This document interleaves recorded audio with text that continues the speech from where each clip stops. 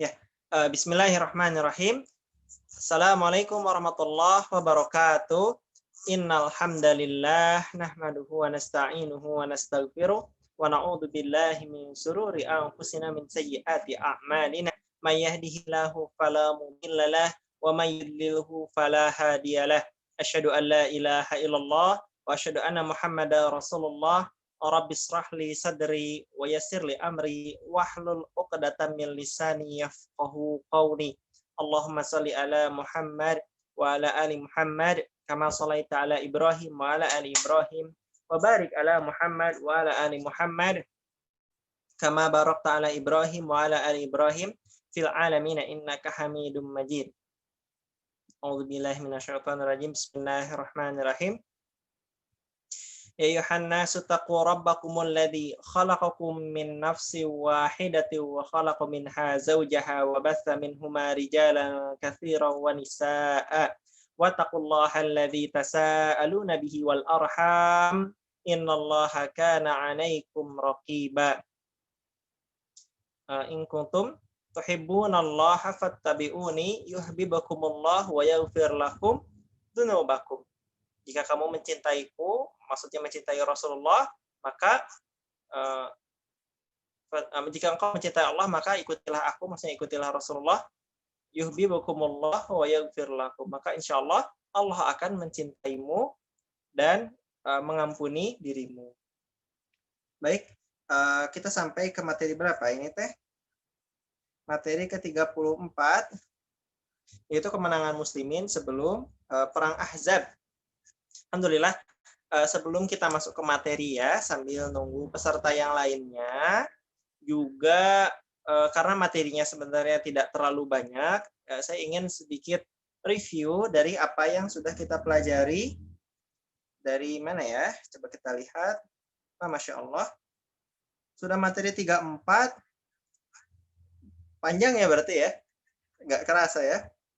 Dulu satu kita pendahuluan, menjelaskan kenapa kita belajar sirah nabawi, kemudian kondisi bangsa Arab kita sudah jelaskan seperti apa, agama di Mekah, ya, agama Ibrahim menyambut kelahiran Nabi, kisah kakek Rasulullah, dan kelahiran sebelum kenabian kita jelaskan sebelum Rasulullah menerima wahyu ada Khadijah, dan wahyu pertama kita jelaskan pernikahan Khadijah, dakwah sembunyi-sembunyi, dakwah terang-terangan, mulai Rasulullah mendapatkan musuh, kemudian mulai ya dimusuhi serius, karena dimusuhi serius hijrah ke Habasyah, ada piagam pemboikotan karena sudah tidak bisa lagi untuk memusuhi Rasul dengan cara kekerasan, kemudian ada tahun kesedihan, ada dakwah keluar Mekah, awal masuk Islam Yathrib, Isra Mi'raj, Baiat Aqabah 1, 2, kemudian peristiwa hijrah,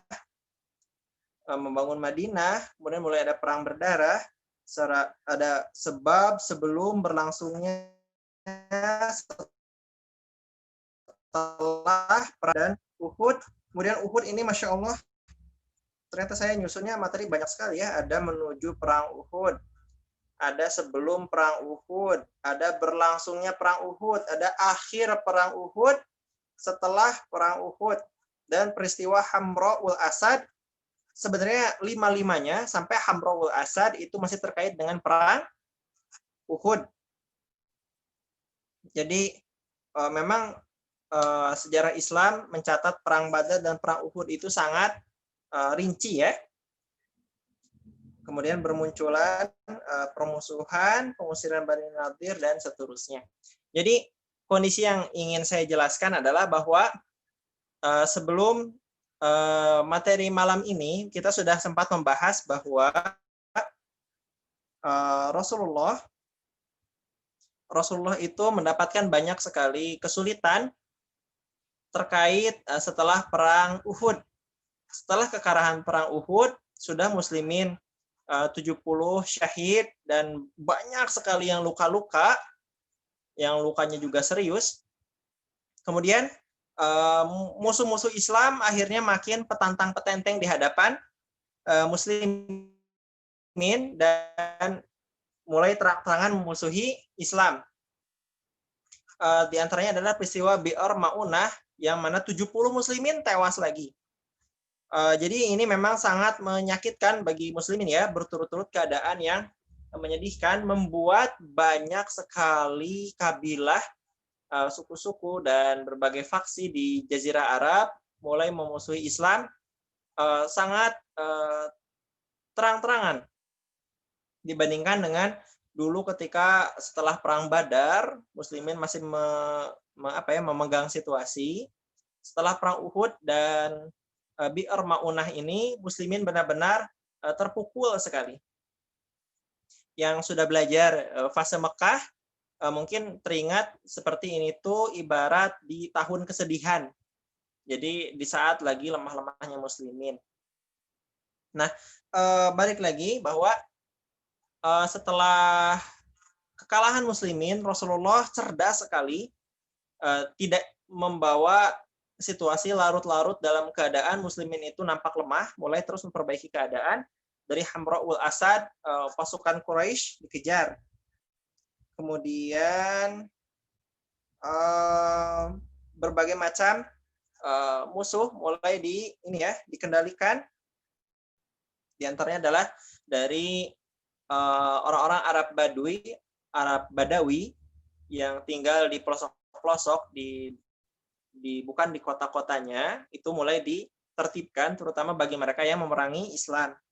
Kemudian Yahudi, sebelumnya kita sudah pernah cerita Bani Qaynuqa diusir dan Bani Nadir juga sekarang diusir. Nah, giliran sekarang peristiwa kemenangan muslimin. Itu peristiwa di mana akhirnya muslimin kembali memegang situasi menjadi di tangan muslimin lagi. Kita masuk materi pertama ya. Kemenangan atas Arab Baduy. Jadi kondisi Madinah semenjak diusirnya Bani Nadir, Yahudi Bani Nadir sekarang mulai terkendali. Kenapa mulai terkendali? Karena mereka menyaksikan sendiri Bani Nadir yang diserang oleh muslimin, dikepung oleh muslimin yang sudah dijanjikan banyak sekali. Dijanjikan akan ditolong oleh orang munafik, bahkan akan ikut keluar diusir kalau misalkan mereka diusir, akan berperang dan juga dibantu oleh Arab Baduy dari Bani Gotofan. Gotofan itu timur ya, jadi Madinah, selatannya ada Mekah, utaranya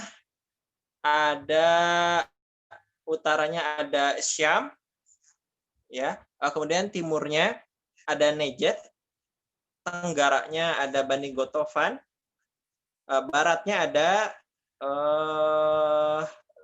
Laut Merah.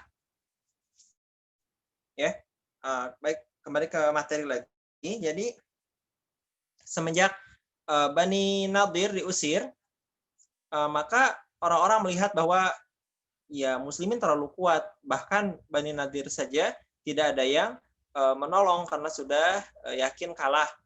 Di antaranya adalah tadi orang munafik, Bani Gotofan, orang Quraisy, Arab Baduy, tidak ada yang datang menolong Bani Nadir. Makanya kenapa orang munafik dan orang Yahudi yang tersisa, yaitu Bani Quraizoh, mereka tidak lagi segalak dulu. Mereka mulai menutupi permusuhan-permusuhannya. Nah, sekarang setelah Madinah aman, ternyata di luar, di Bani Gotofan, itu ada kabilah yang namanya adalah Bani Muharib dan Bani Sa'labah sedang mempersiapkan diri untuk menyerang Madinah. Dan Rasulullah punya mata-mata yang sangat canggih. Makanya kenapa teman-teman, Rasulullah itu nggak sekedar takwa tanpa ikhtiar ya, tanpa berpikir, tanpa strategi, enggak. Rasulullah itu jadi gini, takwa dan ikhtiar itu hal yang berbeda. Takwa urusan hati, ikhtiar urusan di luar hati. Tidak boleh takwa mengurangi ikhtiar, tidak boleh ikhtiar mengurangi ketakwaan. Keduanya dikuatkan. Ketakwaan membuat kita tidak sombong, tidak lengah di saat berhasil, tidak jatuh, tidak berhenti di saat gagal, terus berusaha karena niat kita adalah kepada Allah Subhanahu wa taala dan ikhtiar yang insya Allah yang menjadi sunatullah di mana Islam dimenangkan di muka bumi. Nah, Rasulullah punya mata-mata yang sangat luar biasa ya. Kita pelajari sebelum-sebelumnya bahwa selalu setiap kali ada gerak-gerik dari musuh, mata-mata Rasulullah yang mengetahui terlebih dahulu, padahal musuh seringkali dikagetkan oleh kedatangan Rasulullah. Jadi kagetnya musuh itu membuat mereka lari terkacar-kacir. Rasulullah disiapkan dengan jaringan mata-mata yang canggih, membuat Rasulullah insya Allah selalu dan tercatat sejarah selalu siap sedia memerangi musuh yang ada. Bani Muharib dan Bani Tha'labah masih mempersiapkan diri untuk menyerang Madinah. Dan Rasulullah akhirnya menyerang Bani Muharib dan Bani Tha'labah tersebut, yang kedatangan Rasulullah membuat kaget. Akhirnya mereka lari terkacar-kacir dan bahkan tak terkejar. Sehingga ya sudah menang Rasulullah. Akhirnya tidak jadi perang yang sebenarnya diancamkan ke Madinah. Jadi memang Rasulullah tadi ya jelas takwa pada Allah, tapi kalau diancam diserang bahkan Rasulullah menyerang duluan, sehingga perang bahkan tidak terjadi sama sekali. Jadi tidak boleh takwa ya udah diem aja di Madinah, diem, dan akhirnya orang-orang memberanikan diri menyerang Madinah. Tidak ya, Rasulullah cerdas. Nah, kemudian ada satu riwayat yang diperselisihkan, walaupun yakin sekali peristiwa ini ada, tetapi ulama berbeda pendapat ya, siapa pemimpinnya, kapan waktunya. Yang jelas ada perang Dzatur Riqa. Kalau di buku Sirah Nabawiyah yang saya pegang, itu katanya pemimpinnya bukan Rasulullah. Tapi juga bukunya jujur bahwa ulama berbeda pendapat. Jadi intinya ada Dzatur Riqa, perang di Najd, Riyadh sekarang, itu jauh, bukan di Hijaz ya, tapi di Najd, di daerah dataran yang katanya sih lebih tinggi. Saya belum pernah ke Najd. Jadi Rasulullah mengamankan situasi, khususnya karena Rasulullah ingat sebentar lagi ada perang Badar kedua, perang Badar yang ditantang oleh Abu Sufyan sebelumnya. Nah, makanya kenapa Rasulullah mempersiapkan diri agar ketika nanti ada perang Badar, semuanya tidak ada yang membantu musyrik Quraisy. Jadi Arab Baduy tidak ikut membantu musyrik Quraisy, munafik tidak membantu musyrik Quraisy, Yahudi tidak membantu musyrik Quraisy. Akhirnya Rasulullah bisa berperang serius dengan musyrik Quraisy, yang musyrik Quraisy tanpa bantuan menyebabkan keuntungan di pihak muslimin. Intinya Arab Baduy sekarang sudah cenderung ditundukkan oleh Rasulullah, walaupun mereka sebenarnya masih ada permusuhan yang kuat dengan Rasulullah. Nah, kita masuk ke materi berikutnya, yaitu perang Badar kedua. Saya juga dulu waktu belajar ini ya, terkaget-kaget lah, kok ada perang Badar kedua, seperti apa? Ternyata kisahnya tidak seseru perang Badar Kubro, perang Badar besar, perang Badar pertama. Seperti apa kisahnya perang Badar kedua? Jadi Abu Sufyan yang dulu setelah perang Uhud menantang Rasulullah, tahun depan akan ada perang lagi, penuntutan balas di Badar tahun depan. Setelah perang Uhud, orang-orang kafir menang dan merasa sangat di atas angin, sangat percaya diri. Akhirnya ditantang muslimin untuk perang Badar di tempat yang sama, di tanggal yang ya mungkin sama juga ya persis, dan tapi di tahun depannya sebagai penentuan bagi mereka siapa yang akan menang. Walaupun kalau kita lihat sejarah, sebenarnya penentuan dari berbagai peperangan ini adalah perang Ahzab, perang Khandaq, yang insya Allah setelah materi sekarang, berarti materi 35, mulai kita bahas.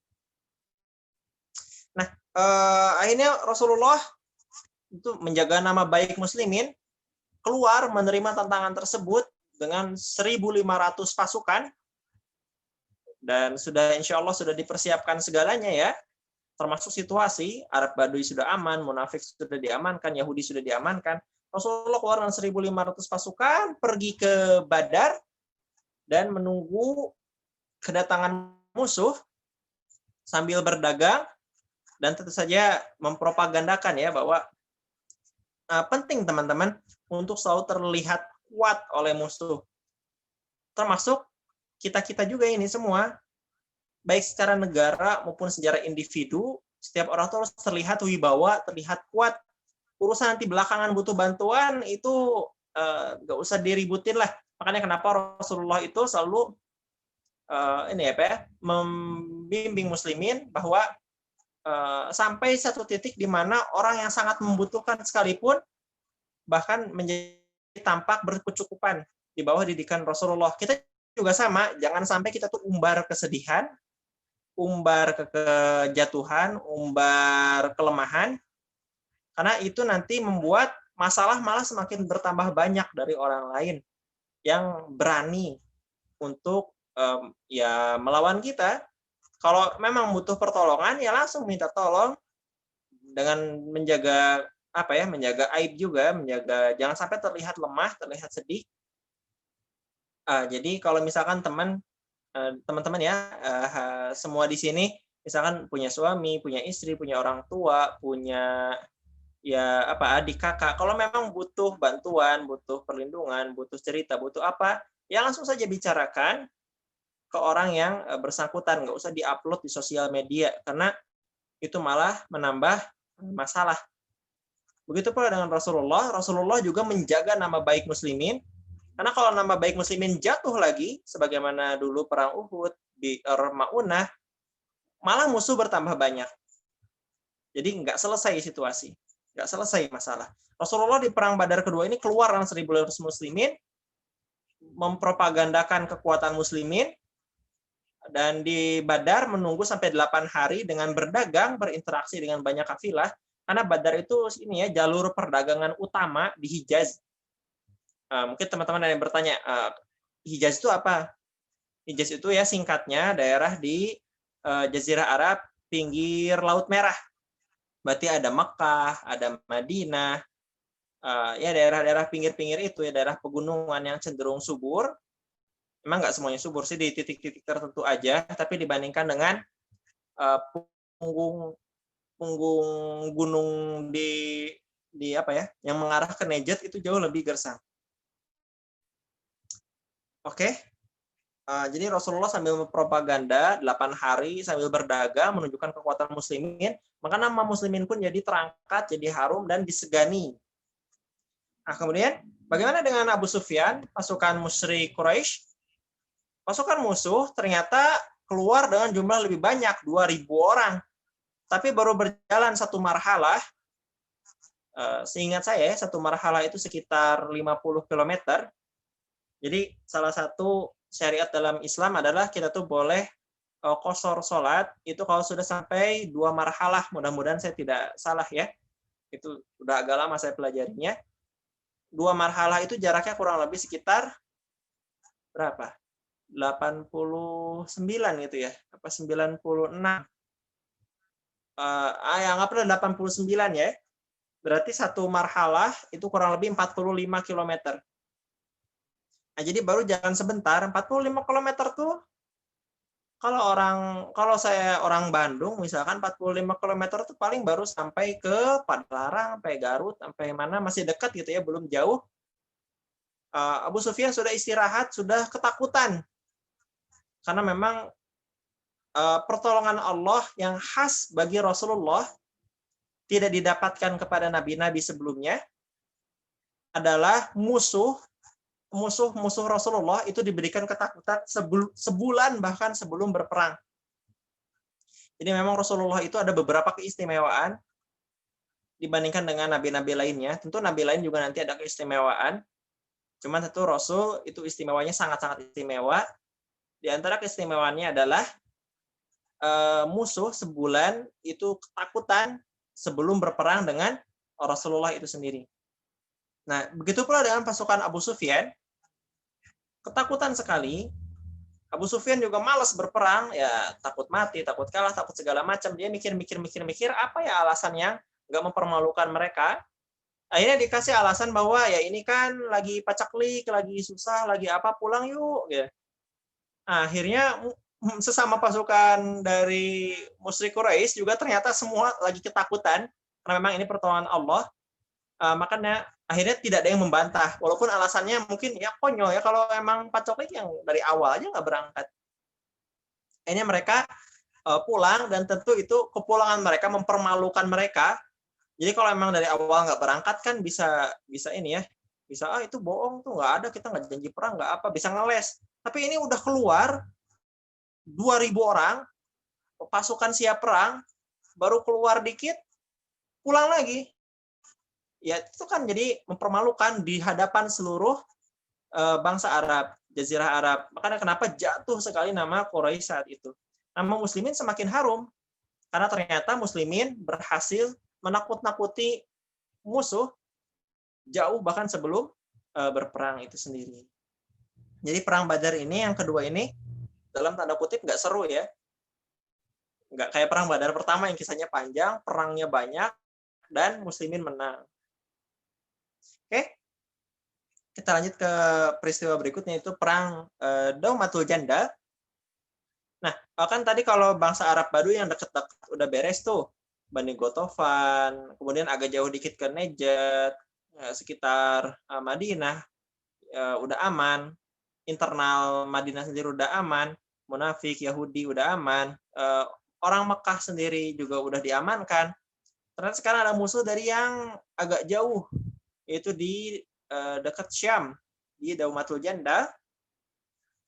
Itu ada suku yang memang hobinya merampok, sudah siap memerangi Madinah. Akhirnya Rasulullah mengendap-endap untuk menyerang mereka secara kaget-kagetan. Gimana ya? Bahasa istilahnya apa kalau bahasa perang itu? Surprise attack ya, serangan kejutan. Jadi musuh nggak tahu, belum siap-siap, belum apa, diserang. Gimana caranya?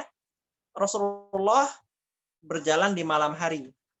Jadi pasukan tuh yang banyak tuh, 1.000 orang tuh di malam hari berjalan, nggak ada yang lihat, nggak ada yang nyadar. Siang-siang istirahat. Makanya kenapa yang lihat juga nggak ngerti itu lagi apa sebenarnya. Jadi nggak ada kabar yang jelas. Jadi malam-malam jalan, siang-siang istirahat. Mirip kisah Nabi siapa? Nabi Israel itu Nabi Yakub ya kalau nggak salah ya. Nabi Yakub yang berjalan. Nah, lanjutkan. Jadi sampai musuh itu surprise, nggak tahu apa-apa, langsung tiba-tiba Muslimin datang, mereka lari kocar-kacir karena belum siap perang. Akhirnya mereka lari ke gunung-gunung, ke lembah-lembah, ke gurun pasir, pokoknya hilang aja. Muslimin akhirnya memecahkan berpecah untuk menjadi kelompok-kelompok yang lebih kecil, mengejar mereka, dan ternyata tidak terkejar. Mereka benar-benar kabur, kaburnya terbirit-birit, terpecah-pecah.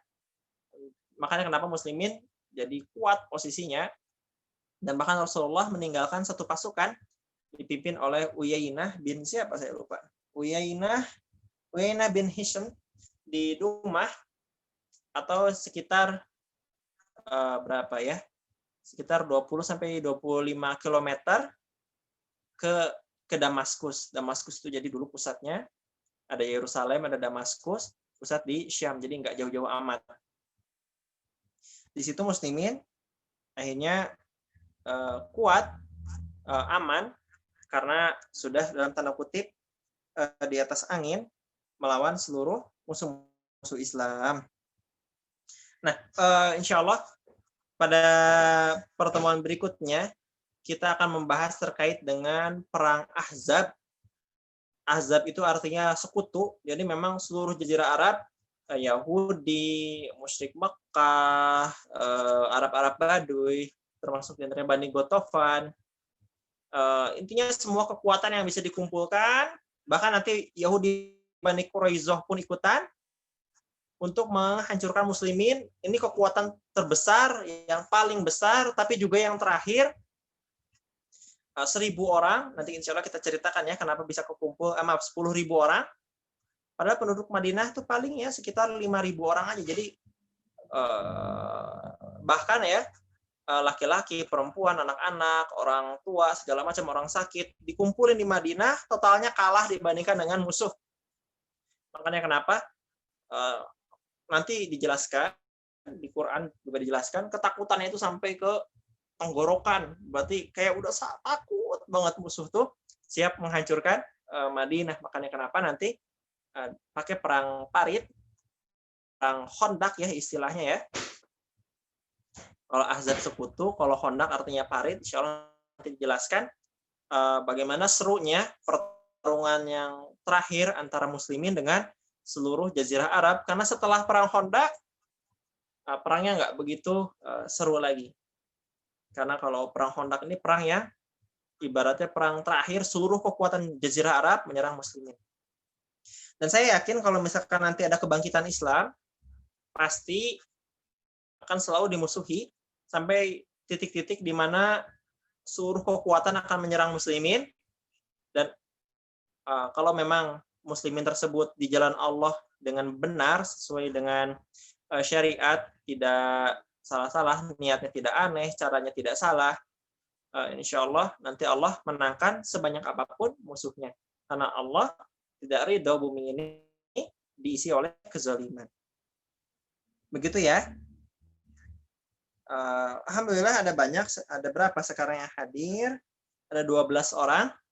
Semoga semuanya reuni di surga ya. Baik, sambil menunggu pertanyaan, tidak lama kita bersolawat dulu. Yang mau bertanya langsung saja tulis, mudah-mudahan bisa segera terjawab.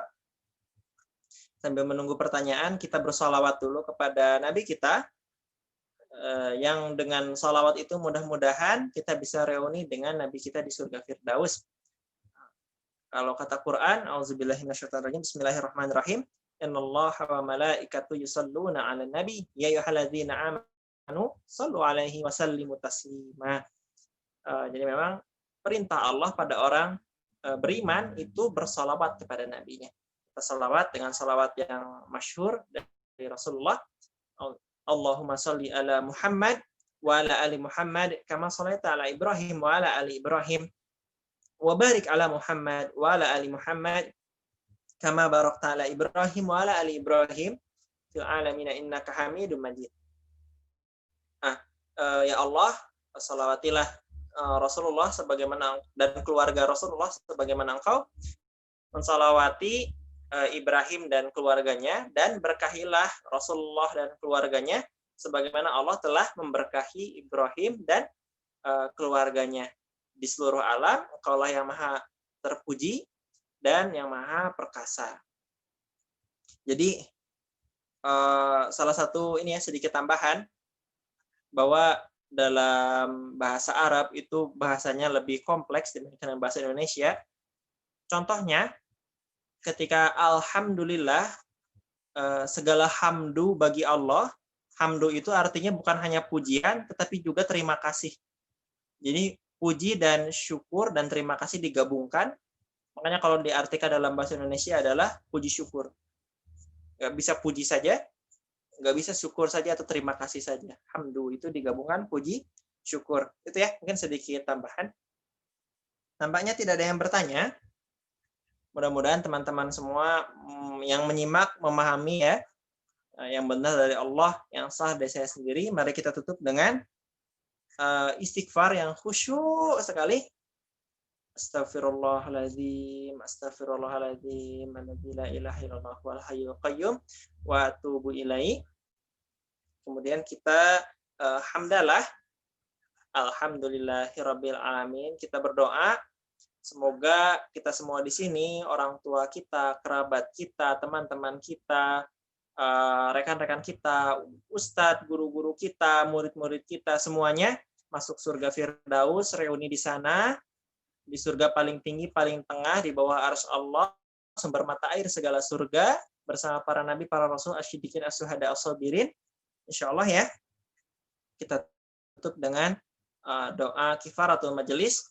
Subhanakallahumma bihamdika asyhadu an la ilaha illa anta astaghfiruka wa atubu ilaih.